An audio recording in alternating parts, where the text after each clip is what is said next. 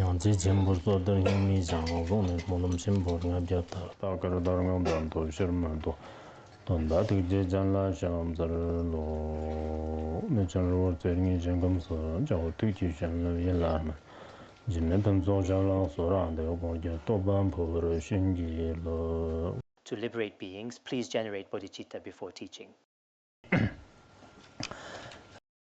Now, we will continue our study of the Bodhicharyavatara, Ocean of Good Explanations. Before we formally begin today's teaching, I'd like to mention two things. First, regarding our current progress in studying this treatise, we have already covered the earlier chapters, but as a whole, there is still quite a bit left in the text. So here, I'd like to gently encourage everyone not to relax or lose focus as we continue. After all, it's not easy for us to study such a profound treatise. If we were to stop halfway, as His Holiness Jigme Phuntsok Rinpoche once said, if you break the transmission of a teaching, especially precious Mahayana teachings, then for many lifetimes you may not even encounter the Dharma at all. Even if you do encounter the Dharma, you will often face obstacles and be unable to complete your practice. Lifetime after lifetime, these negative habits will continue. So this act sets a bad precedent, or creates an unfavorable dependent origination for your future lives. Nowadays, we're able to use all kinds of technology, so it's much easier for us to study and share the Dharma. It's not necessary to always listen in person, but the most important thing is to receive the oral transmission in its entirety. While listening, try not to doze off and avoid chatting or doing other things during the teaching. Since you have chosen to listen to the Dharma, you should follow the basic guidelines for hearing the teachings. So it's important to meet the requirements of a proper listener and receive these precious teachings with the right attitudes and actions. Some people, after listening for a while, might start to feel this doesn't seem very interesting. There's not much being said here. Especially for those who did not develop a strong connection with the Mahayana Dharma in past lives. It is common for negative thoughts and wrong views to arise. But I sincerely hope that everyone will complete this teaching in its entirety. If you do not finish listening to a treatise, it will be difficult to complete other texts as well.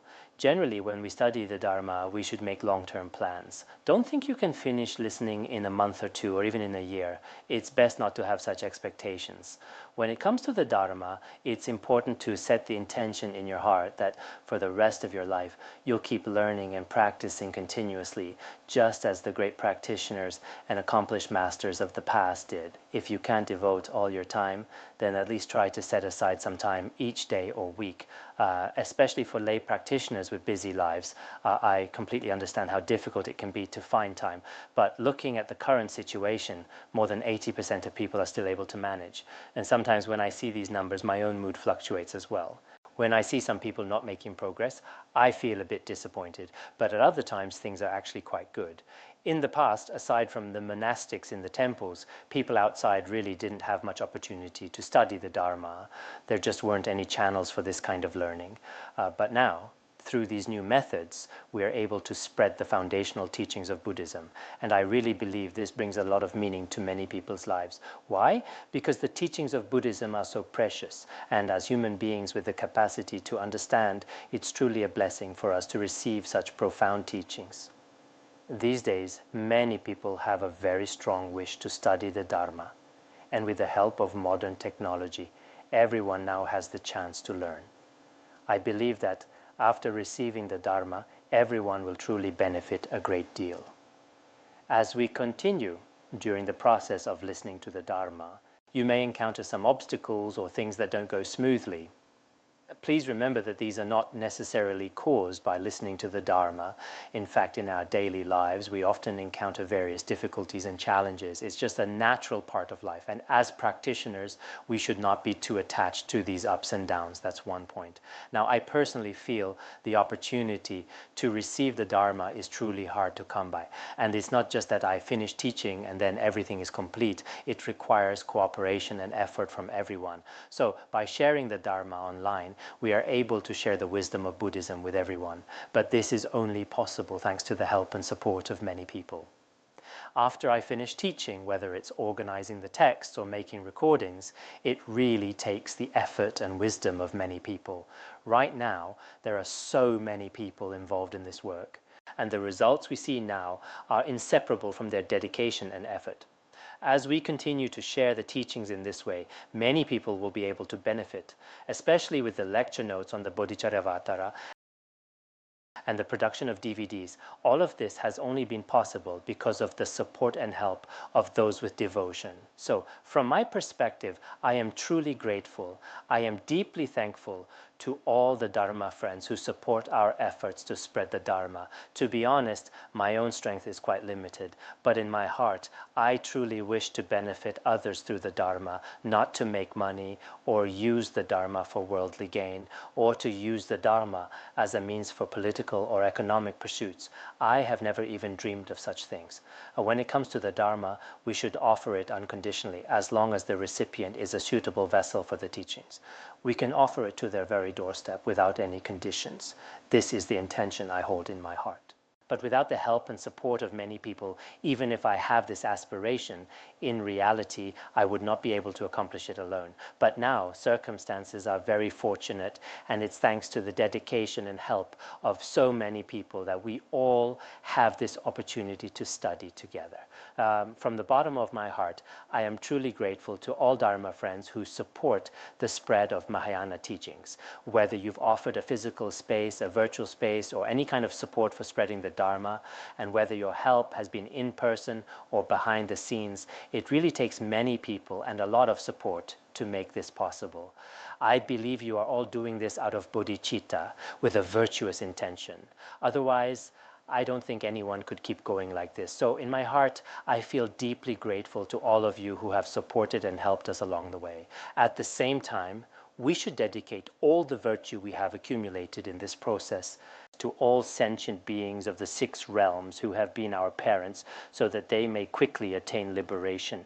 As practitioners, this is something we should always keep in mind and reflect on regularly. At the same time, when you are studying or tutoring others, please be diligent and attentive. Because when we study the Dharma, I have to say, although I myself am not a great student, I have some experience in how to study and in what ways we can approach the Dharma to truly gain wisdom in our own mind stream. In this regard, I do have some experience to share from these past 20 years. Over the past 2 decades, I have been involved in Buddhist education and sharing the Dharma up to the present day. So based on this experience, I can say that anyone studying the Dharma should not think that this is something that can be accomplished in just a day or 2. After each teaching, you need to review and reflect on your own. We have Dharma texts available, and I encourage you to read them over and over again, repeatedly. After a while, you might notice that some of your texts are starting to fall apart, not just because of the quality, but because you've read them so much. When we see a well-used, worn-out text, we can tell who is truly diligent and who might not be as dedicated. Even in our institute, we can tell who is diligent and who is not, just by looking at their Dharma texts. Some people only bring their text to class, and after class, they just put them away and never touch them again. After class is over, the book is set aside and never opened. But others are different. They review, recite, and keep reading the books again and again. It is through this kind of effort that bodhicitta can truly arise in their mind streams. This is one method. We can also gain understanding through exams, debates, and group discussions or tutoring.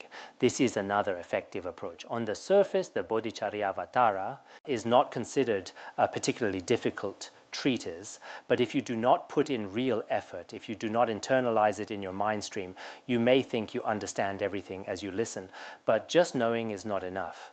It's like seeing a river and knowing it's drinkable and can quench your thirst, but just looking at it cannot relieve your thirst. You have to drink it yourself. You must actually drink it. Without doing so, you will still be thirsty. In the same way, after listening to the teachings, don't just skim through the material or treat it as a formality. Don't approach it as a task to be checked off, or lose interest after a few days or a few sessions, or think that after a few tutoring sessions, that's enough. I have seen that some lay practitioners are actually doing quite well From the beginning of this teaching up to now, they have never missed a week and have continued to study together. Whether you live in the city or in a monastery, this kind of consistent study will definitely benefit your mind stream. Without putting in real effort, nothing can succeed. Even something as simple as digging a patch of earth won't just happen on its own. So I hope that everyone can make a sincere effort. As for myself, I have to say that this year's way of spreading the Dharma has come with some pressure and difficulties, but I am doing my best. Especially when I think about your sincere wish to study the Dharma, I am also inspired to do my very best. For example, this morning I got up at around 4 to prepare for today's teaching. I just got back to the academy last night, and many Dharma friends advised me not to teach today. We went to Barkham to visit Lama Mumtso, and the journey was bumpy and quite tiring. But I feel that with so much Dharma to share, it's not right to let small reasons or minor matters interrupt our lessons. So we shouldn't let small things interrupt our Dharma study and practice. This isn't ideal, and it's not a good habit to develop. Just as I mentioned to you yesterday, some time ago, people tried all sorts of ways to get me to attend a meeting at the United Front Work Department. But I had to decline because my health was not good. Also, I wanted to prioritize our Dharma study. As practitioners, studying the Dharma is the most important thing. As for other worldly matters, I am not very interested in socializing or attending meetings like that. Besides, if each of us gets caught up in various trivial matters, no one will ever have time for Dharma study. Adults have their own matters, and so do children. But for me, I believe I should devote myself to hearing, contemplating, and meditating. If I can be of some help to others, I am happy to share the Dharma. This is what I most wish to do in my lifetime. This isn't just a passing feeling or something I say only when I am in a good mood. Many of you have known me for over 10 or even 20 years. And through all these years of connection, we've come to know each other well. We should know how much importance our teachers, especially His Holiness, placed on teaching and listening to the Dharma. Each of you is aware of this. I may not be able to compare with His Holiness, no matter from which aspect, whether it's the qualities of abandonment and realization or compassion and bodhicitta. I truly feel that I do not possess even 1% or 1,000th of the teacher's qualities. But no matter what, I will still follow the example of the great masters of the past and value most the wisdom in the mind streams of sentient beings. So, for some Dharma friends outside, sometimes I hear, I have to travel for work, so I'll miss the transmission, or I'm going on pilgrimage with a teacher, so I'll miss the transmission, or today I'm visiting that monastery, so I'll miss the transmission again. When I hear these, I realize that their attitudes are different from ours. For us, no matter which teacher we followed, we always regarded listening to and teaching the Dharma as the most important thing above all else. As for other things, of course, it's fine to pay respects to a Lama or to meet them, but if these become the main focus of our practice, then it's just superficial work. Anyone can do that. We really shouldn't use the Dharma as an excuse or put too much energy into things that aren't really related to the Dharma. We should avoid making these excuses. Of course, most people aren't like this, and I do have confidence in that. But there are a few individuals who think it's fine to just participate a little and have my name on the list. But looking ahead, for certain activities within the Bodhi Association, such as exams, required recitations, or study groups, if you'd like to take part, we may need to be a bit more attentive and structured. Otherwise, if it's just about appearances or going through the motions, I personally feel that's not so meaningful.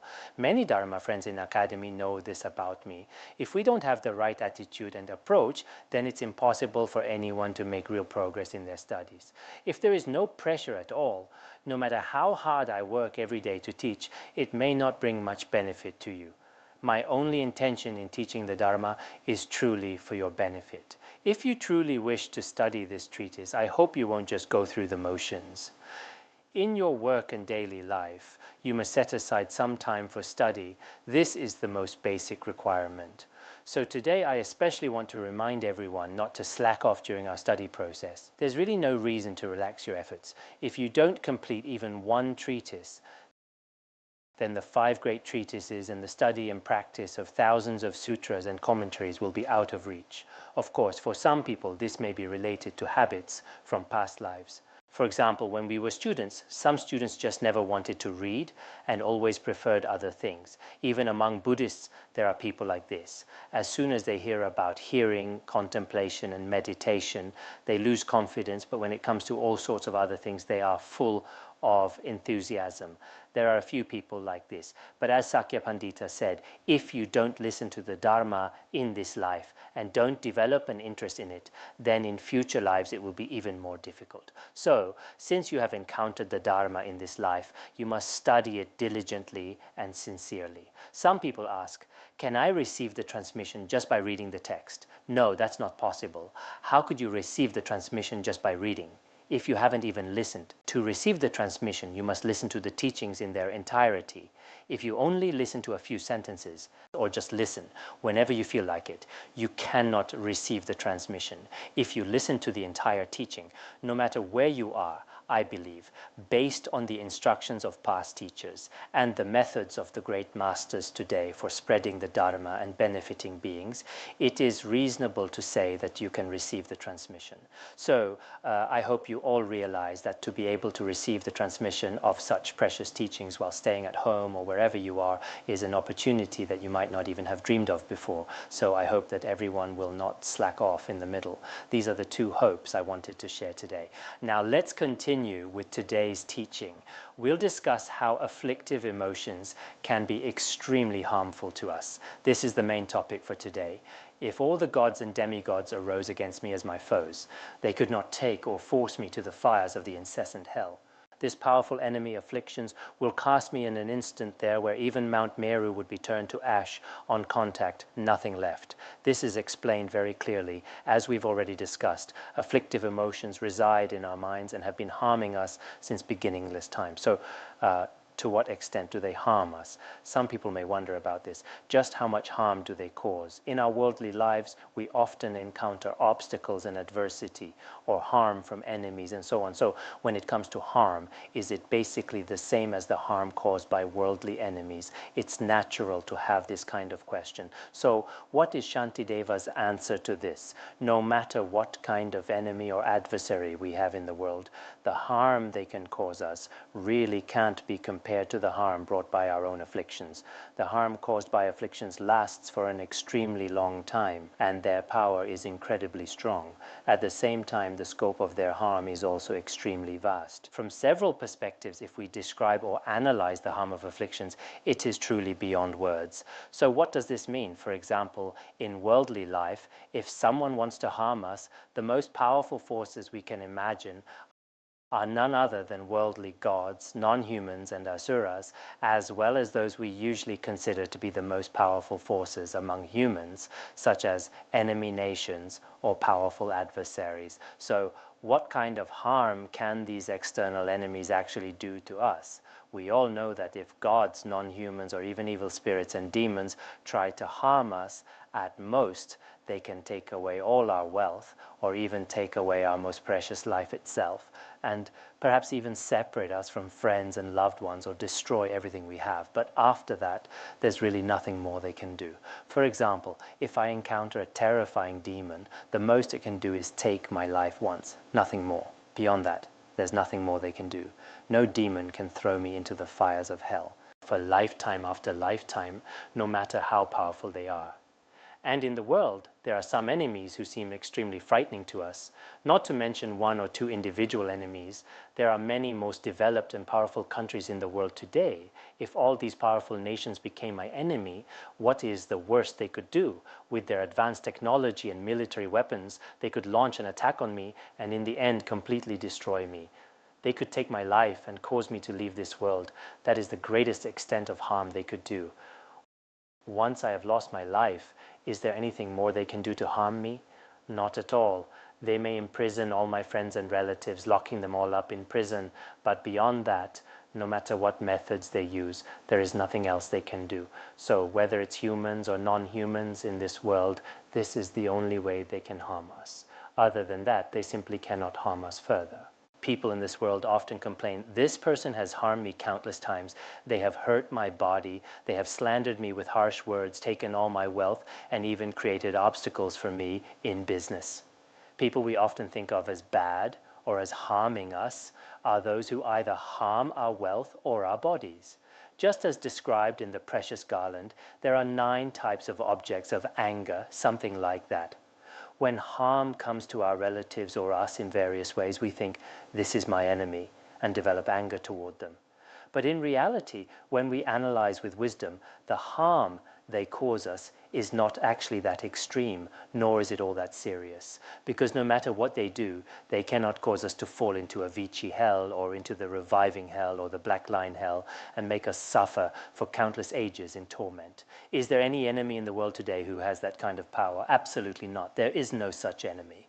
But the so-called enemy of afflictions that we discussed earlier is truly completely different from these. How is it different?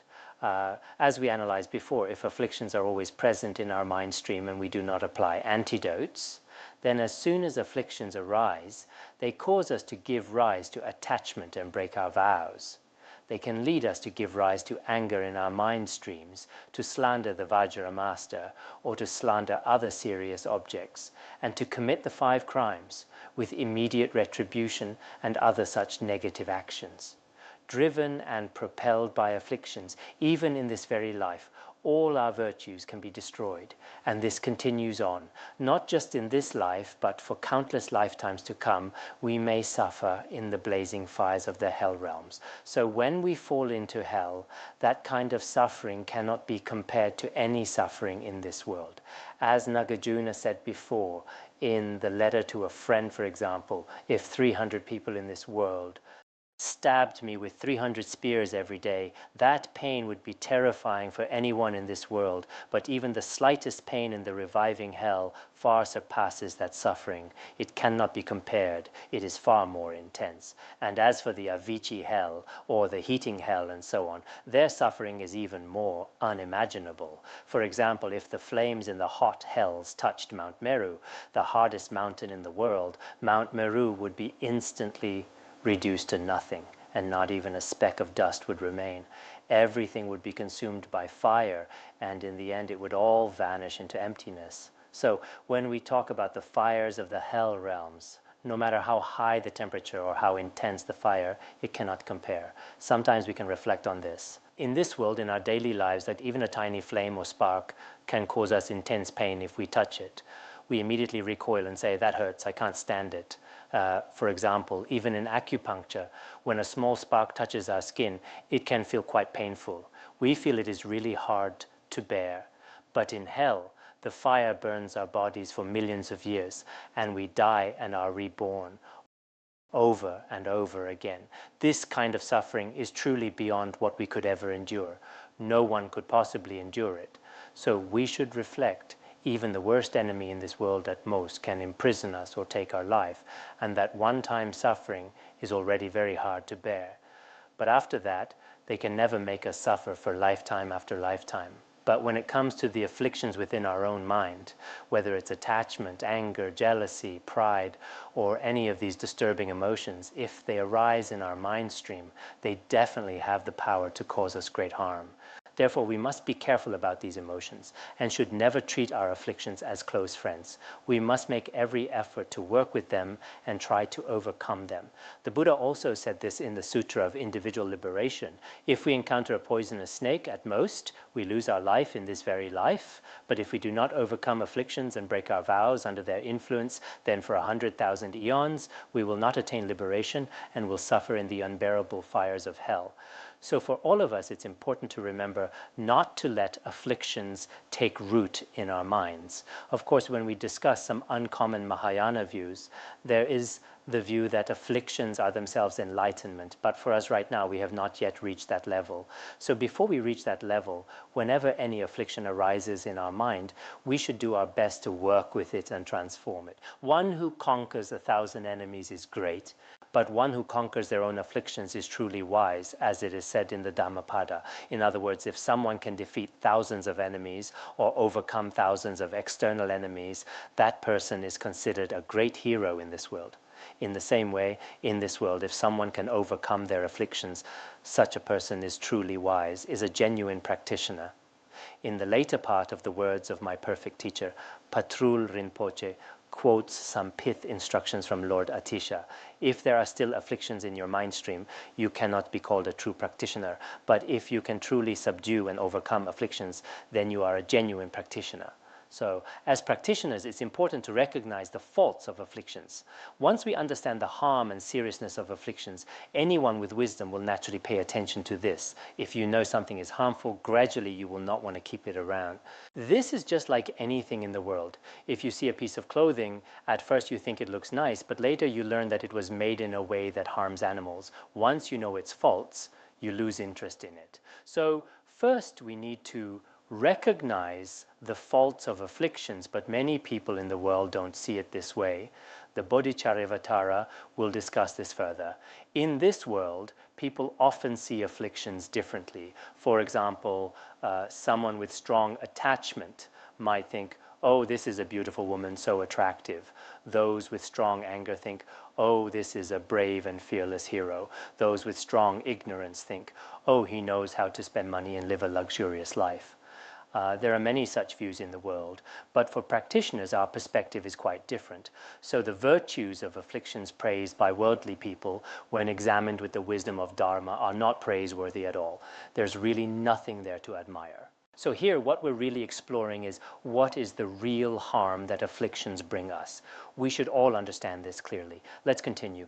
The adversaries, my afflictions, last long without beginning or end. No other enemy is able to endure so long a time as them. Here, this verse is discussed from the perspective of time.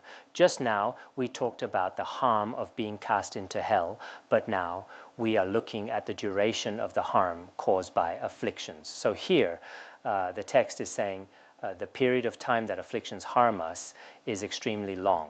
The enemy of afflictions in our own mind is not just present for a day or two, not just for a year or two, not just for decades or a single lifetime. It's not like that. From beginningless time until now and into the future, afflictions have been harming us without end.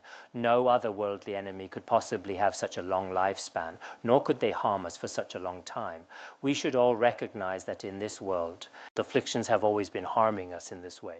Some people might think, I don't have any afflictions right now. How could afflictions possibly harm me? They've never harmed me. But it's best not to think this way, because in our past lives, no matter what forms we may have taken, whether as yaks, other animals, or beings in the hell realms, the number of times afflictions have harmed us is beyond counting. Even if we can't remember, in fact, they have harmed us countless times. We can understand this through reasoning. And just looking at this life alone, from childhood until now, has there been even a single day when afflictions haven't affected us? Sometimes we want to listen, contemplate, or practice well, but suddenly anger arises and we lose our temper. Sometimes it's attachment, sometimes jealousy. We truly wish to be good people, but afflictions often get in the way. In the end, we are not in control at all and are simply carried away by afflictions. Some people may feel fine in the morning, but by the afternoon, afflictions arise, and suddenly everything feels off. Their behavior becomes completely different from before. It's as if they become a different person. Some people are fine during the day, but struggle at night, while others are fine at night, but struggle during the day. Throughout the 24 hours of each day, the 5 poisonous arrows sent by Mara, such as desire, anger, and ignorance, are constantly torturing us. These 5 main poisons, along with the 84,000 afflictions, have harmed us countless times. No one could possibly count how many times this has happened, and not just in this life. From beginningless time until now, they have always harmed us and are still harming us now. And if they harm us now and then stop for a while, that would be fine, but in the long future, they will continue to do so. As long as we do not apply the antidote and uproot their seeds, then throughout the endless days of samsara, they will continue to harm us. So the time that afflictions harm us is truly extremely long, or we should say it is endless. Is there any enemy in the world like this? No, there isn't. Most enemies in the world, for example, someone who was your enemy when you were young, many of them have already passed away. Their lives are not very long. Some, after just a few years or even a few months, may even become your best friends. So, looking at our own life experience, it's rare to find an enemy in the world as harmful and long-lasting as afflictions. An enemy who harms us for such a long time. Personally, I have never encountered one in this life. Since becoming a monk, I really haven't fought with anyone, and I've hardly ever argued either. Sometimes, if a student here isn't doing so well, I might say a few words of advice or gentle criticism, but it's never really about my own affairs. When I was younger, back at home, I did get into fights in elementary school and in middle school as well, but after a few years, all those fights were forgotten and we became friends. There were no lasting hard feelings at all. Sometimes I still remember when I was in teachers' college, there was a classmate named Larje, and the two of us sometimes didn't get along. There was another classmate named Ajia who looked a bit Russian, while Larje looked a bit like someone from the Arab world. At that time, the two of us sometimes didn't get along, and once we almost got into a fight. That day we were waiting to get hot water. At our college, each person only got 1 thermos of hot water per day, and that was it. No more was given. So while we were getting hot water, he had a bad attitude toward me, and I did the same. We started arguing, but I couldn't think of anything to say. I looked over at the old lady in charge of the hot water named Shan Liang, which means kindness, who was very plain looking. I really couldn't think of anything mean to say. So I said, "You're a bad person. You're just like Shan Liang." He probably couldn't think of anything either, so he said, "You're like Shan Liang too." At that moment, the old lady Shan Liang overheard us and was quite upset, and she didn't give either of us any water that day. Actually, I used to have a good relationship with her. Since I like to read, I often stayed in my dorm room alone. Sometimes at lunch, if there was fish in the food, I wouldn't eat it, so I would give the fish to the old lady, and she would often give me hot water. But after that argument, Shan Liang never spoke to me again. For about a year, my classmate and I didn't get along, but after that year, we became very good friends, and there were no hard feelings. That was probably one of my most memorable experiences in 4 years of college. But I always felt that time spent arguing with friends was quite short, whereas the afflictions in our mind streams, each of you may have noticed, they are not just there for a day or two, or even for decades. That no worldly enemy, whether between countries or individuals, can harm us for so long. For example, the relationship between China and Japan, or between the US and China, may have been difficult, but after a few decades, they negotiate and things change. So whether it's between countries or individuals, no enemy can harm us for as long as afflictions can. So I hope we can all reflect on this. If afflictions keep staying in our mind stream, if they continue to harm us without end, then in samsara, we will never be free. Our journey in samsara will be very long and difficult. Nagarjuna, in the treatise on the great perfection of wisdom, also spoke about this. In the treatise on the great perfection of wisdom, Nagarjuna said, "A sleepless night feels long, a weary road feels endless, and for the ignorant who wander in samsara without knowing the Dharma, the journey is even longer." The meaning is, for those who cannot sleep, the night feels extremely long, and for those who are exhausted on a journey, the road seems endless and impossibly far. It can feel truly overwhelming. In the same way, for ordinary beings, or for those ignorant beings who do not know how to work with their afflictions, the journey through samsara is even longer and more difficult.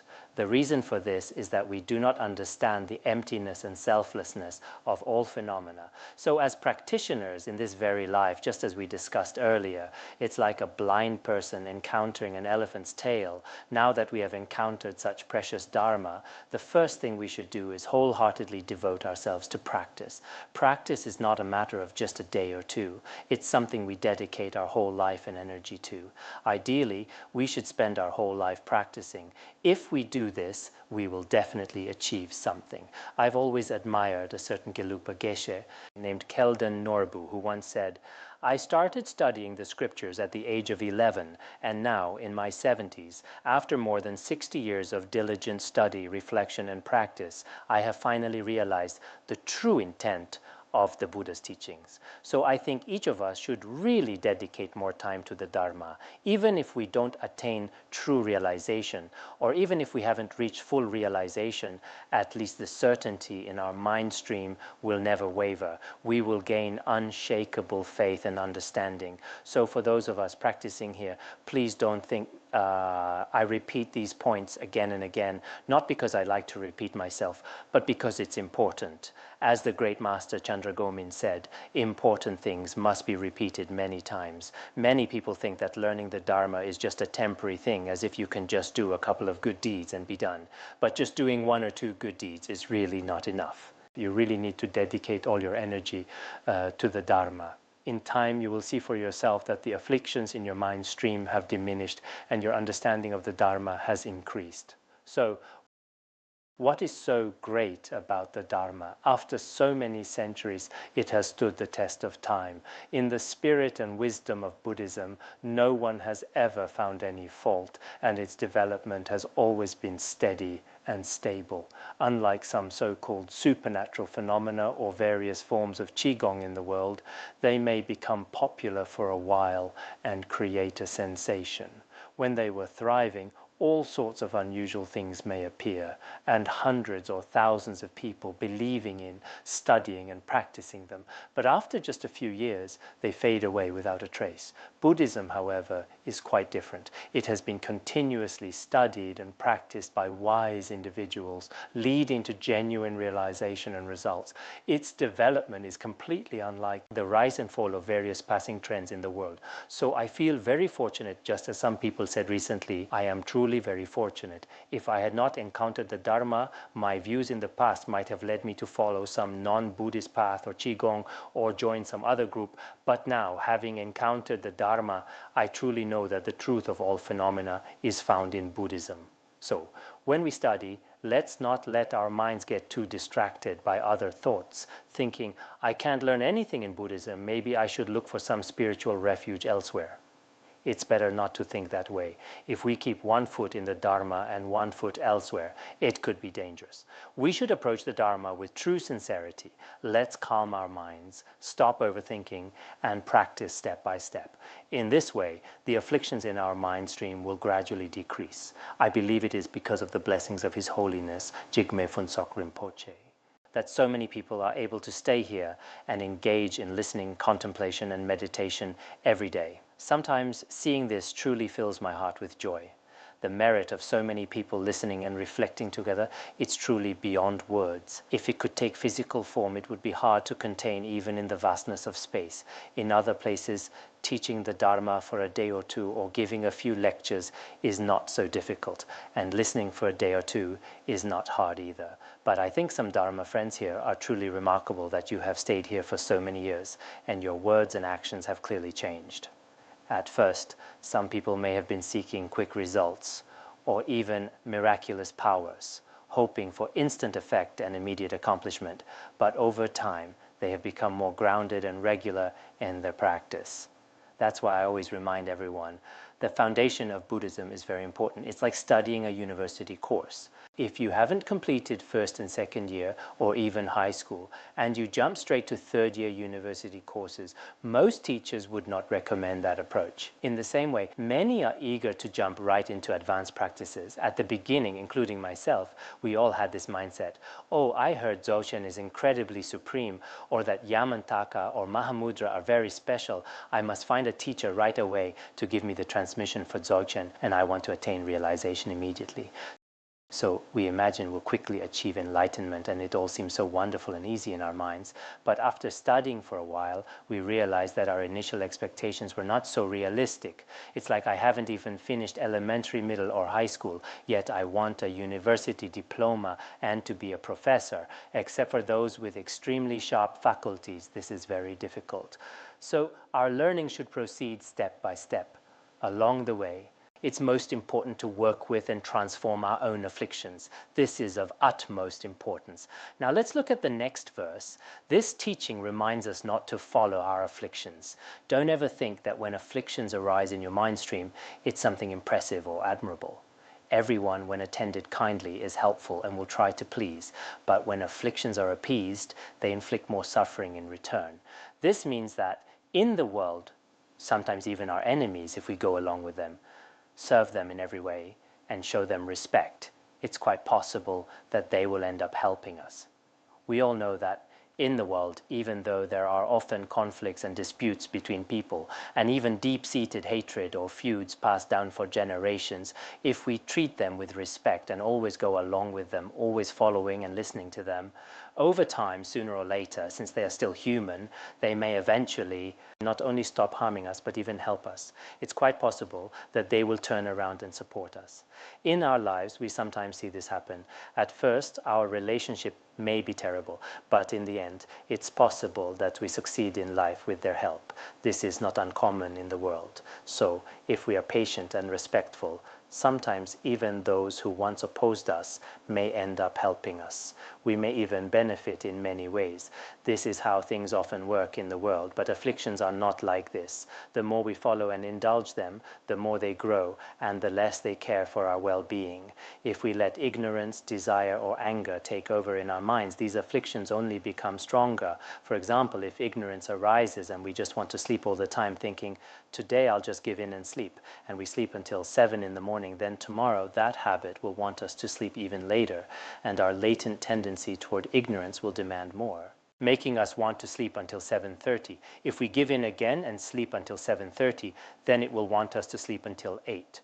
The more we follow it, the less control we have, and it will only harm us more and more. Likewise, if anger arises in our minds and we never apply any antidote, our anger will only get stronger.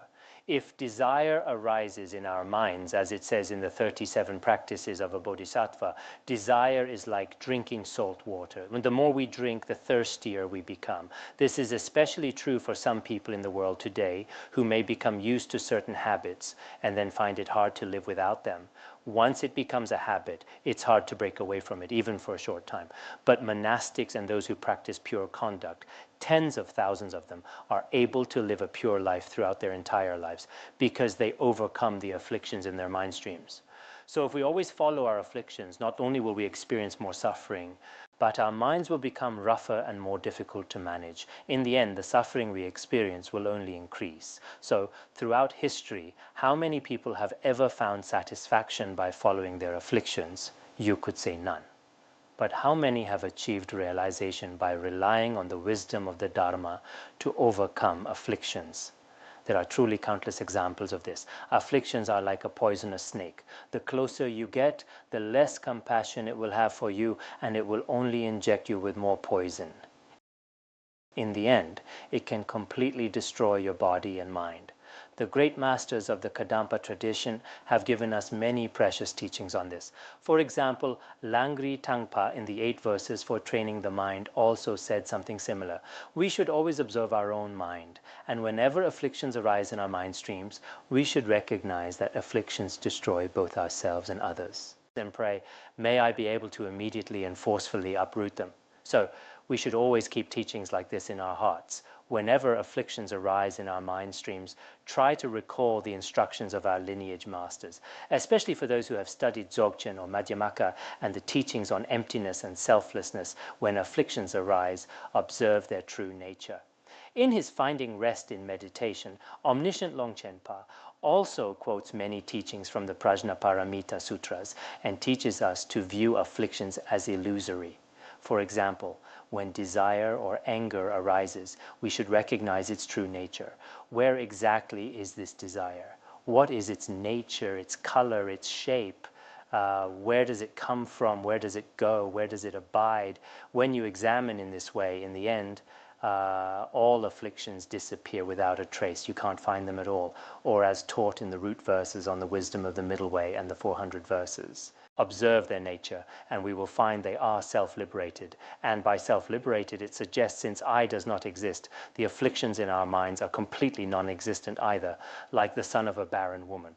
When we examine in this way, even though we are ordinary beings in this world, and certainly have different afflictions in our mind streams, still, with the pith instructions of the lineage masters, these afflictions can definitely be overcome. So whether we are from the East or the West, even many people who do not identify as Buddhists find great benefit for their own mind streams after applying the Dharma teachings. So far, there really isn't any science or other tradition that offers ways to work with our afflictions as effectively as the methods found in Buddhism.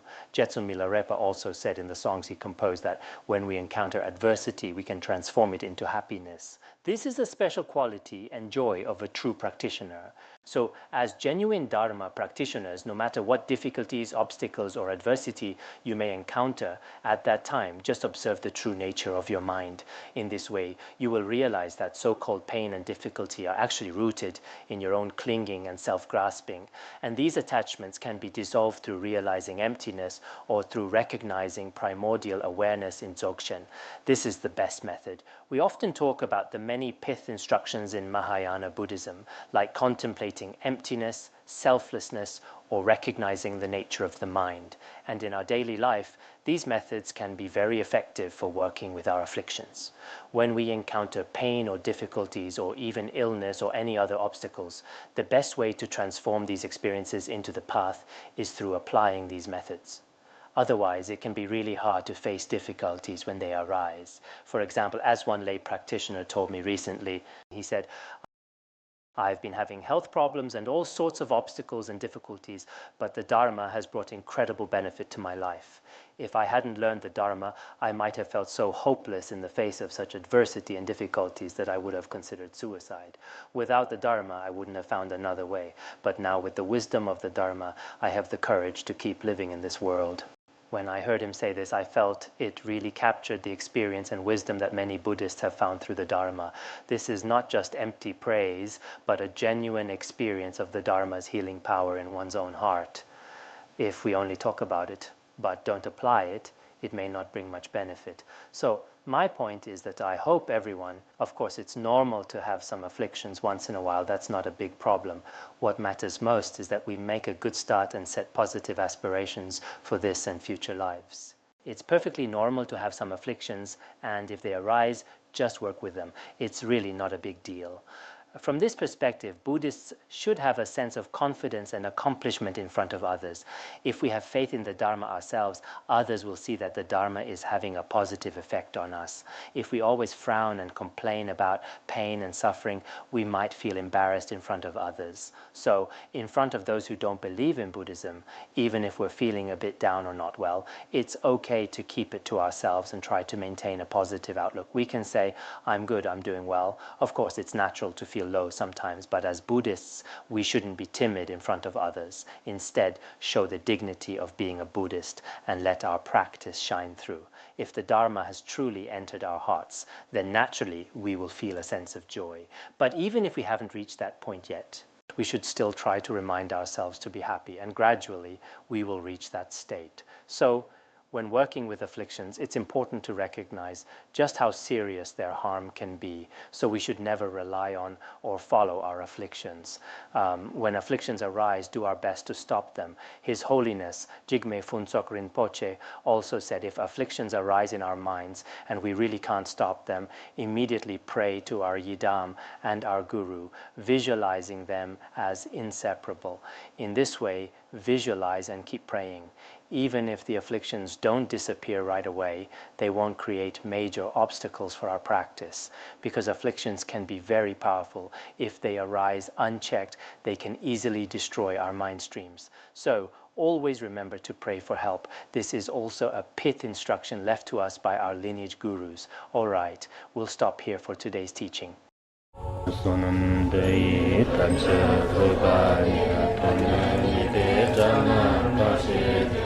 Kirgana jirano chupai, chupun sonen droa droa bandangara badna asadarda bandangara badna asadarda bandangara badna asadarda